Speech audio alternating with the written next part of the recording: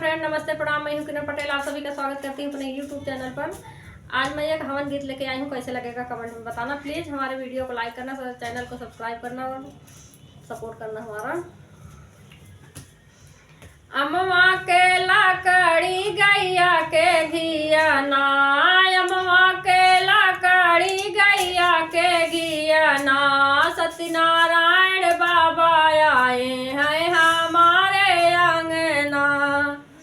ओही रे हवानिया में शंकर जी आए, ओही रे हवानिया में शंकर जी आए। शंकर जी आए संग में गौरा को लाए, शंकर जी आए संग में गौरा को लाए। गौरा के गोदी में गणेश लाल ना, गौरा के गोदी में गणेश लाल ना, सत्यनारायण बाबा आए हैं हमारे अंगना।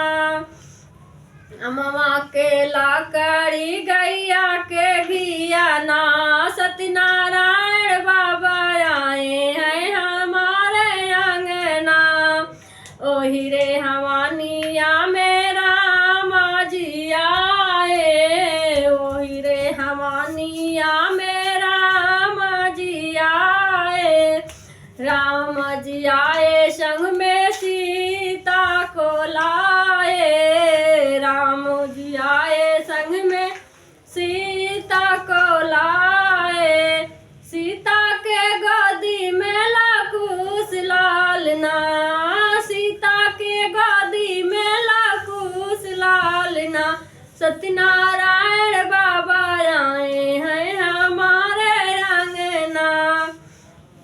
अमवा के लाकड़ी गैया के घिया ना, सत्यनारायण बाबा आए हैं हमारे अंगना। ओही रे हवानिया में कृष्णा जी आए, ओही रे हवानिया में कृष्णा जी आए। कृष्णा जी आए संग में रुक्मणी को लाए, रुक्मणी के गोदी में प्रद्युम्न लाल ना, सत्यनारायण